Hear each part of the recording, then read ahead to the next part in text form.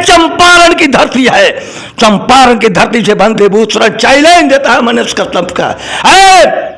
मनीष कश्यप ये चंपारण की धरती है जहां का बेटा स्वर्गीय गोपाल सिंह नेपाली ने लिखा, कलम लोगे या तलवार। राष्ट्र कवि दिनकर ने इसी बिहार का बेटा ने लिखा, कलम देश की बड़ी शक्ति है भाव जगाने वाली, दिन नहीं दिमागों में भी आग लगाने वाली, कलम उगलती आग जहां पे अक्षर बनते चिंगारी। और बाबा साहेब अम्बेडकर ने भी लिखा है कि हजारों खूनी तलवार से ज्यादा ताकत एक कलम में होती हो। तुम तो ब्राह्मण के नाम पर कलंक हो कि तुम नफरत, तुम्हारा ये बाप का ये भारत है क्या? ये भारत सबसे पहले 97% बहुजनों का भारत है, 3% ब्राह्मणों का भारत नहीं है। झूठखोर का क्या तुझे इन लोगों के पास कोई प्रतिष्ठा है? अरे इन ब्राह्मण और ब्राह्मणवादी लोगों के पास कोई प्रतिष्ठा है? लात खाते न दे रहे, न लात मारते दे रहे। आज तक समाज को इन्होंने पूरे 90% लोगों को लात मारा है। अब तो जो गलती के तो सजा भोग, तो अब लात खाएंगे। अब इसमें कौन है? कश्यप जैसे मनुवादियों को, धर्म के ठेकेदारों को चैलेंज देता हूं, अरे हम तो ठहर गया, बोल तू कब ठहरेगा? तू कब? ब्राह्मण और ब्राह्मणवादियों की यही उनके डीएनए में ही यह है कि बुद्ध ने कहा कि oh human there is no god, nature is god. Manish Kashyap को आप कोई भारतीय भूषण जी हमारे साथ अभी हैं और इनसे मैं बात करना चाहता हूं। आज पूरे बिहार में एक चर्चा का विषय बना हुआ है कि सरकार को हम गिरा देंगे। आखिर किस मुद्दा को लेकर सरकार गिराने की बात हो रहा है? एक मनीष कश्यप जी हैं, उन पर एक यानी तमिलनाडु एक मुद्दा पर उन पर एफआईआर होता है और वह तमिलनाडु मुद्दा पर एफआईआर होने के बाद वो बिल्कुल बिलबिला जा रहे हैं। बिलबिला कभी लाइव आके बोल रहे हैं कि हम 180 दिन में हम सरकार नहीं बनने देंगे, तो गिरा देंगे। ये बहुत सारी बात है। कभी कहते हैं कि हम मुख्यमंत्री बन जाएंगे। वो क्या है सच्चाई? और सर आप भी यानी कि हिंदुस्तान का आप भी पत्रकार रहे हैं और आज आप भूषण के नाम से आप जाने जाते हैं। आखिर मनीष कश्यप पर जो एफआईआर हुआ है, कहां तक वह जायज है और कहां तक वह सही है? क्या अगर मनीष कश्यप अगर वह मान ली कि तमिलनाडु में जाकर वह अगर जो बिहारियों के लिए अगर कुछ किया है, क्या उस पर एफआईआर होना चाहिए या नहीं होना चाहिए? वह बात सही है या गलत है? उसी पर हम आपसे पूछना चाहते हैं। आखिर मनीष कश्यप पर आखिर एफआईआर क्यों हुआ, बताइए। देखिए, सर्वप्रथम मैं इस चैनल के माध्यम से आपके चैनल के सभी लोगों का हार्दिक अभिनंदन स्वागत करते हुए इस चैनल को देख रहे हैं सब्सक्राइब करने वाले सभी दर्शकों को हार्दिक अभिनंदन एवं स्वागत करता हूं। और जहां तक मनीष कश्यप के पत्रकारिता का सवाल है, तो वो पत्रकारिता नहीं रही। जिस समय मैं 2000 के दशक में मैंने पत्रकारिता किया, और आप जानते हैं कि प्रिंट मीडिया जो है कि इलेक्ट्रॉनिक मीडिया से ज़्यादा सशक्त मीडिया है। सच्चाई लिखना और बोलना दुनिया का सबसे बड़ा अपराध है, लेकिन सच्चाई में दम हो तब। जो पत्रकार जमीन से जुड़ा होता है, वो जितनी सच्चाइयों को उजागर करता है, ये तड़क भड़क वाले गोदी मोदी मीडिया वाले कि ये कुव्वत नहीं है। इनका तो काम ही है कि बना हुआ काम को बिगाड़ दो। इनके डीएनए में कि हमारी लूट कैसे हमारे समाज के, हमारे व्यक्ति, हमारे परिवार के, हमारे जाति का, हमारे कौम का कैसे वर्चस्व बना रहे, और दूसरा उस पर इनका काम है तोड़ना। किनका काम है? ये ब्राह्मण संस्कृति वाले लोगों को, चाहे वो मीडिया के लोग हो, चाहे राजनेता हो, चाहे धर्मगुरु हो, चाहे किसी भी स्तर से, ये जो है मनुवादी और ब्राह्मण और ब्राह्मणवादियों की यही उनके डीएनए में ही यह है कि देश को तोड़ो। तो ब्रह्मवादियों को सबको कह रहे हैं, ब्रह्मवादी को आप कह रहे हैं कि डीएनए में खराब है, तो ब्रह्मवादी यानी कि जितने होंगे सभी आपसे तो यानी कि नाराज होंगे, नाराज हो जाएगा क्या? कुछ ना कुछ यानी कि शब्द बात बोलेंगे, गाली देना कहेंगे कि गाली दे। जब आपकी आलोचना बढ़ जाती है तो समालोचना स्वतः बढ़ जाती है। सभी ब्राह्मण तो उस तरह की नहीं हो सकता है। ऐसा मैं नहीं कहता हूं। हमको ब्राह्मण से एलर्जी नहीं ना, ब्राह्मण माने विद्वान पंडित, तो कोई भी हो सकता है, लेकिन जातीय अहंकार में डूबे हुए कि नहीं हम ही श्रेष्ठ है, हम जो कहा वही सत्य है और जगत जो कुछ कहे वो सारा मिथ्या है। तो ये मनीष कश्यप ने जो दो राज्यों के बीच में आज लोग जान रहा है कि आज महागठबंधन और भाजपा के विरुद्ध में पूरे देश में एक उसके विरुद्ध में खड़ा होने के लिए एकजुट महागठबंधन का निर्माण हो रहा है। तो ये ब्राह्मणवादियों को, ये भाजपाइयों को पच नहीं रहा है।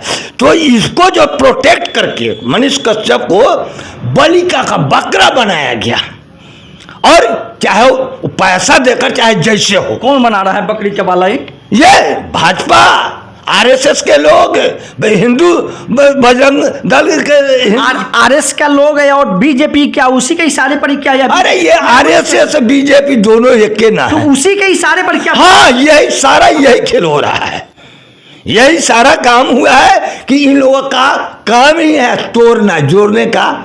सवाल अभी तो चुनाव भी नहीं, समय नजदीक, भी चुनाव भी नहीं है। 2024 में चुनाव लोकसभा होने वाला, ऐसा तो नहीं है कि 2024 का चुनाव की यहाँ तैयारी हो रहा है। ये सब देखिए, ये जब तक ले लोगों में ये अपना के ये उंगली कटाकर शहीद होंगे ना, एक सच्चाई बोला तो सच्चाई तो वहाँ की सरकार हो यहाँ की सरकार दोनों हो। आपके पास कौन मशीनरी लगी हुई है, आपके पास कौन आईबी है, कौन सीआईडी है, कौन आप पत्र एक साधारण पत्रकार है, ये बराबर कहते हैं कि हम राष्ट्रभक्त हैं, हमारे पिताजी है। तो तुम्हारा ये बाप का ये भारत है क्या? ये भारत सबसे पहले 97% बहुजनों का भारत है, ये 3% ब्राह्मणों का भारत नहीं है। आज तो 3% ही पूरे भारत पर हावी है। हावी है, यही हमारे कारण क्या है? कारण क्या है? 3% ही पूरे भारत पर हावी है। क्योंकि 1813 के पहले भारत में ब्राह्मणों के अलावा किसी को पढ़ने का अधिकार नहीं था। ये तो धन कहिए अंग्रेजी सरकार सर मैकाले की शिक्षा नीति 1813 में बनती है और उसको लागू कब होता है? 35 में 1835 में जाकर लागू होता है। उसके बाद ही हमारे महापुरुष ज्योतिबा फूले चाहे जितने भी हमारे महापुरुष शिक्षा पाए हैं तो आज तक कारवां को यहाँ बहुजन समाज के कारवां को यहाँ तक लाए हैं, चाहे जितनी कुर्बानियाँ देकर। लेकिन ये लोग तो जो सब कुछ दुनिया का सब विकास का, मानव के विकास का सर्वोत्तम साधन एडुकेशन पर हमको पाबंदी लगा दिया और धर्मशास्त्रों में लिख दिया देवानाम मंत्राणाम दीनम ते मंत्रा ब्राह्मणाम दीनम सोपी ब्राह्मणाम देवानाम। मंत्र देवता मंत्र के अधीन में है और मंत्र सिर्फ ब्राह्मण के अंदर अधीन है। इसलिए कोई भगवान नहीं है, कोई ब्राह्मण ही देवता है। तो इस पर जो सब कुछ मूल आधार था उसी की छीन लिया। और जब हमारे लोग बाबा साहब ने अंग्रेजी सत्ता के बाद जो हमारे देश में अपना संविधान बना और उसके अंदर बाबा साहब ने जब अधिकार दिया तो आज 90% लोगों को पढ़ने का दिया। बोल रहे हैं ठाकुर जी, तो ये बाबा साहब के संविधान की देन है। ये हमारे पत्रकार बंधु हैं सुमन जी, ये भी अगर पत्रकारिता कर रहे हैं तो ये बाबा साहब के समय मोदी और योगी चाहे जितने भी प्रधानमंत्री राष्ट्रपति हो गए हैं, चाहे मुर्मू हो, कोई भी हो, ये सब बाबा साहब के संविधान है, ब्राह्मणों का मनु स्मृति का विधान। क्या लगता है आपको, मान लीजिए कि आपको तमिलनाडु और बिहार का जो यह मामला जो था मनीष कश्यप पर जो FIR हुआ है वह सही है? हाँ, यह सही है। क्या हाँ एकदम सही है। सरकार सही का प्रशासन जो भी कुछ कर रहा है वह सही कर रहा है या गलत कर रहा है? सही कर रहा है। हमारे हिसाब से तो पत्रकार के सच्चाई लिखने का तो काफ़ी यानी कि हनन कर रहा है, कलम को दबाया जा रहा है सच्चाई को। देखिए, और मान ली कि वहाँ की सरकार और यहाँ की सरकार, यहाँ के डीजीपी भी गए हैं, चाहे सारी तरफ से वहाँ अपना यथी लगाया कि भाई ये सच्चाई क्या है, तो सच्चाई तो खुलकर सामने न कर्नाटक के जहाँ आपका घर है और वहाँ घर है, दोनों घरों में कोई यथी नहीं। एक तीसरा जो है ये जो शूटिंग हुआ ना, ये पटना बिहार में शूटिंग करके और वहाँ का कर्नाटक का सीन बता दिया गया।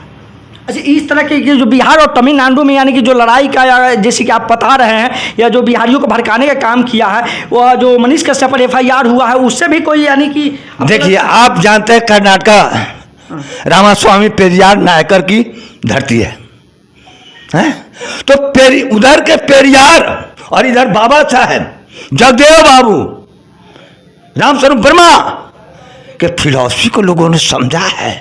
एक रूपता आई है कि बिहार और कर्नाटक में कोई अंतर नहीं है, हम भाई भाई हैं। वहाँ स्टालिन की सरकार है, यहाँ नीतीश की सरकार है, वो महागठबंधन के वो पूरे भारत में आज 3 जो है प्रधानमंत्री के मुख्य रूप से दावेदार हैं। एक स्टालिन साहब बिहार नॉर्थ साइड से और साउथ साइड से, और नॉर्थ साइड से नीतीश कुमार, और एक ममता बनर्जी भी, चाहे शरद पवार जी भी लोग आ रहे हैं। ऐसा तो नहीं स्टालिन और यानी कि बिहार के जो हमारे मुख्यमंत्री जी नीतीश कुमार जी हैं, और ऐसा तो नहीं है कि यह लोग PM के दावेदारी ठोक रहे हैं, ऐसा तो नहीं कि यही तो कहीं बहुत बड़ा चाल तो नहीं चल रहा? नहीं। सच्चाई को तो है, तो ये अपना पूरा मीडिया लगा देना। भारत सरकार, भाजपा सरकार के पास ईडी फीडी तो सब है, सब जगह तो वो ईडी फीडी का इस्तेमाल कर ही रहा है, तो वहाँ भी करे ना, क्या सच्चाई है?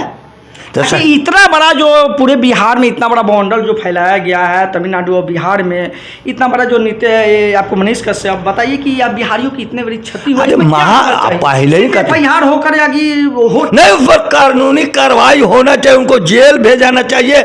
ऐसा भ्रामक न्यूज क्यों? 2 प्रदेशों को लड़ाकर, 2 प्रदेशों में रंजिश, यहाँ सैकड़ों हजारों की बात नहीं, लाखों करोड़ों आबादी है बिहार की, लाखों करोड़ों आबादी। तो बोल रहा है जेल जाएंगे फिर आएंगे, तो लतखोर और जूतखोर का क्या पूछे, इन लोगों के पास कोई प्रतिष्ठा है?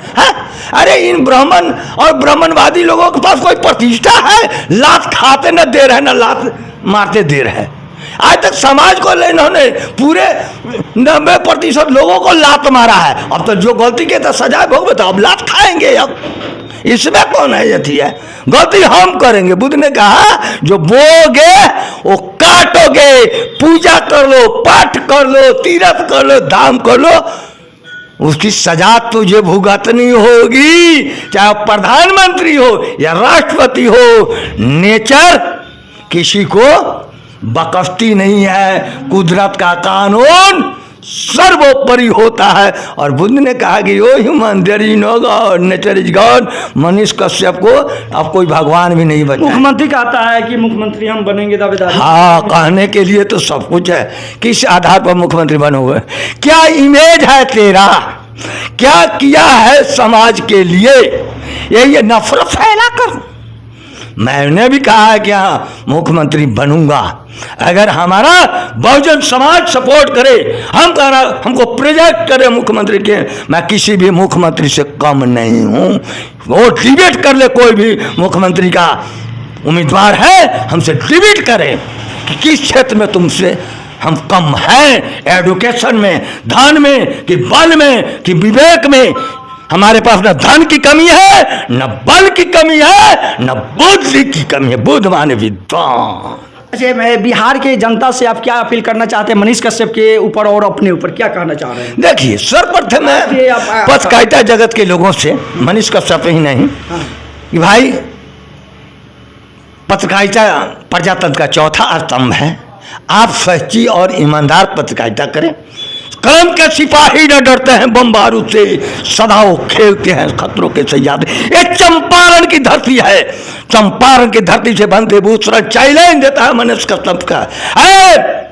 मनीष कश्यप, ये चंपारण की धरती है जहां का बेटा स्वर्गीय गोपाल सिंह नेपाली ने लिखा, कलम लोगे या तलवार।